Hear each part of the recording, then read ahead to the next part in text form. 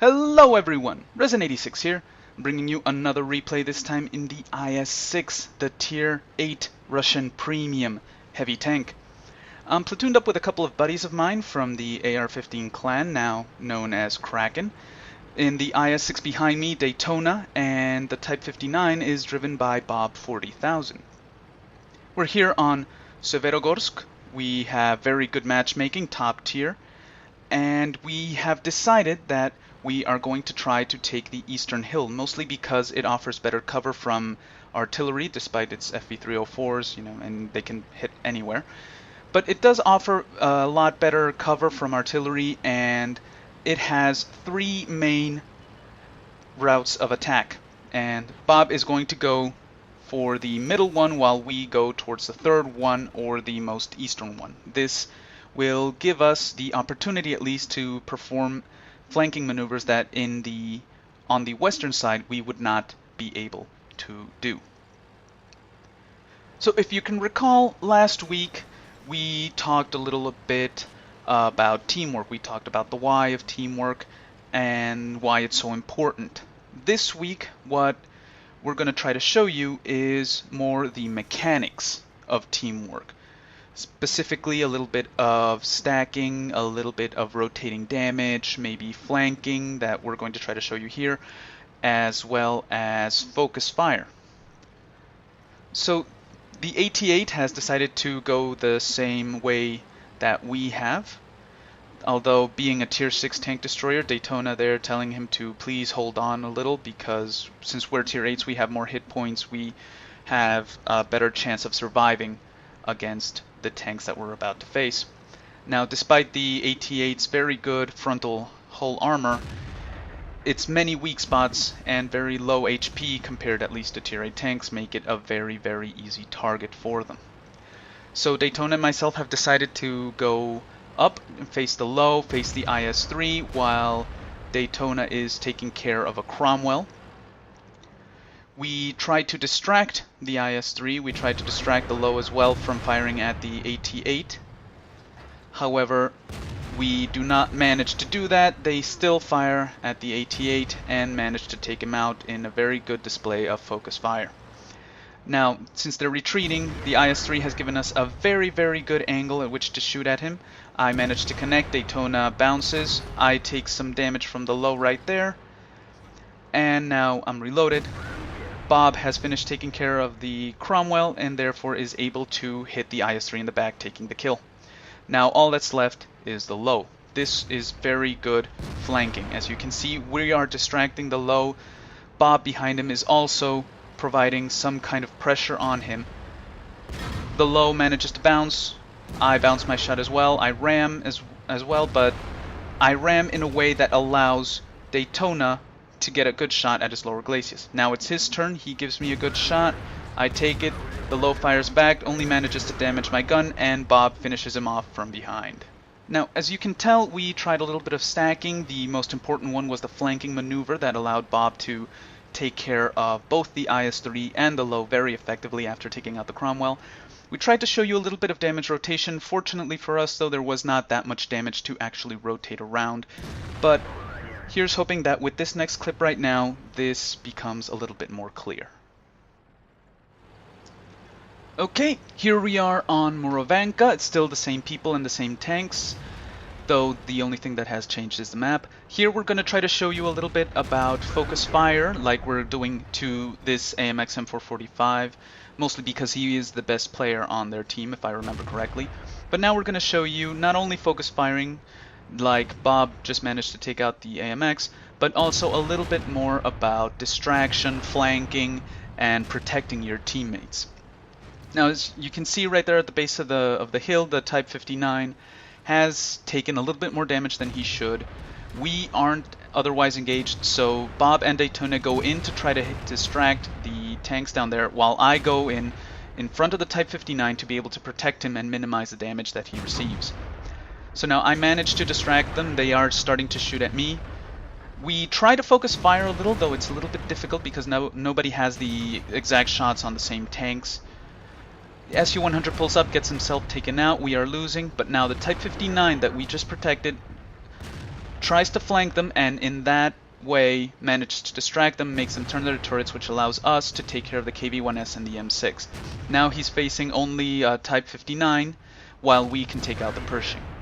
Now I decide to shoot the Type 59 and try to help him here because I noticed that a KV-3 and a 3002D have also appeared and therefore present a very big threat towards our Type 59 friend.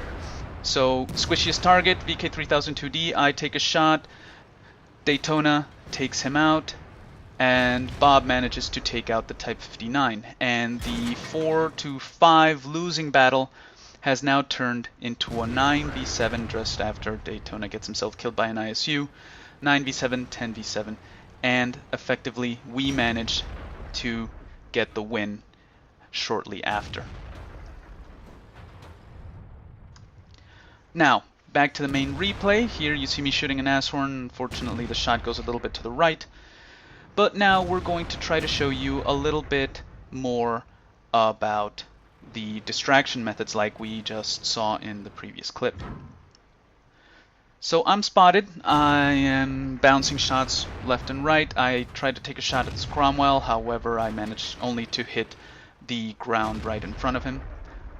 Though my second shot doesn't miss, and I managed to take the Cromwell out.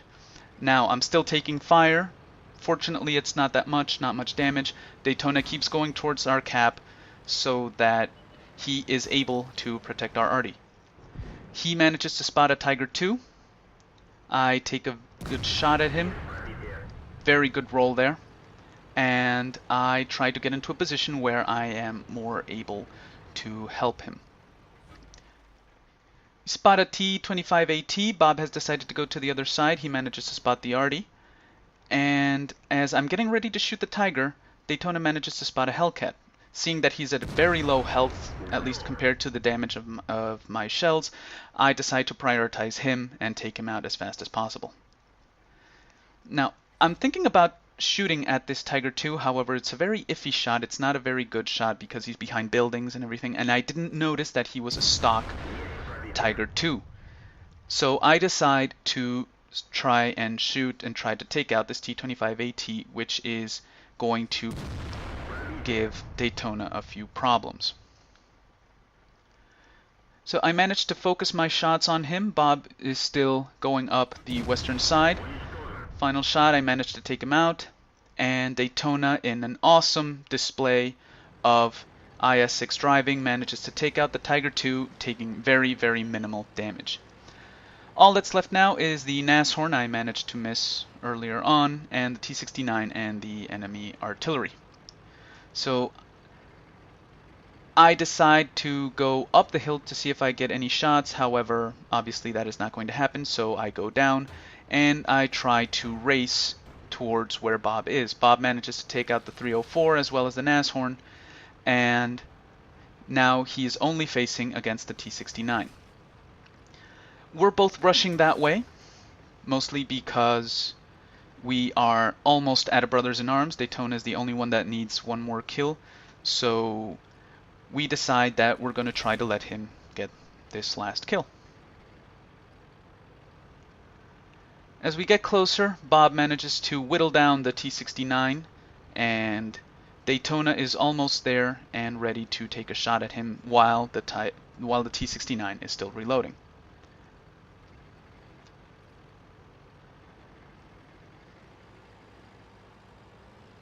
T-69 decides to run. Unfortunately, damn RNG, the shot doesn't kill him. I have a shot at him, but I really want Bob to get his brothers-in-arms along with us. So we decide to give chase. Unfortunately, the Arty has other plans and manages to take out the T-69, and that's game. Okay guys, onto the score screens. We made 88,000 credits, and remember, this is a Tier 8 premium tank. Therefore, its credit coefficient is a lot larger than the rest of the non-premium Tier 8 tanks. We also got about 1300 XP non-double, as well as a sniper medal and 3 kills. As you can see, we managed to get 3300 damage. Bob got 2800 and Daytona got 23 for a combined total of over 8500 damage, which is more than the rest of our team combined, and over 2/3 of the damage that the enemy teammate managed to do on us. We managed to get 9 kills as well, and the top 3 spots not only on damage, but also on experience and on kills. Alright guys, as you can recall from last week, we talked a little bit about teamwork. We talked about the why of teamwork, why it's so important, so essential, so that you can achieve victory in the battlefield, be it public battles, be it tank companies, team battles, or more importantly, clan wars battles. Now, we're going to talk about 3 things in particular this week. We're going to talk about the mechanics. We're going to talk about rotating damage. We're going to talk about focus fire, and we're going to talk about flanking maneuvers. So let's start with the latter. Let's start with flanking. Now, usually what happens is you have an engagement, you have one of your tanks against the enemy tanks, and they're exchanging fire and everything, and they're doing damage, etc., etc., etc. Now, the flanking comes in when you take one of your tanks. Usually it's a smaller tank, faster, more maneuverable tank, maybe not as punchy, for example, a T-62A or Object 140 in Clan Wars, or maybe an AMX 1390 in team battles, etc., etc. Now, what you do is you go around them. You choose a road, a path, to go around them and get shots on their sides and on their rear. The obvious thing for your team is that this gives your team shots, your tanks shots on their sides and on their rear, and therefore much easier to penetrate, much easier to do damage. But it also affects the enemy psychologically, because it gives them something else to think about. It gives them something else to worry about, something very important that they need to address. Now, this usually will not affect good players because they know how to keep their focus, but usually what will happen in other teams is that they will get distracted, they will start to move their turret, they won't know who to fire at, and that gives you an advantage because you do more damage while taking a lot less.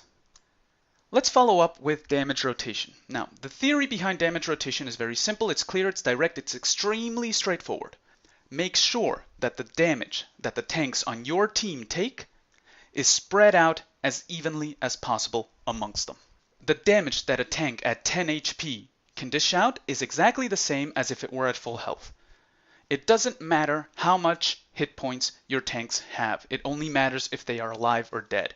And if you spread out the damage evenly amongst them, that means they have more HP and therefore keep their guns in the game for as long as possible.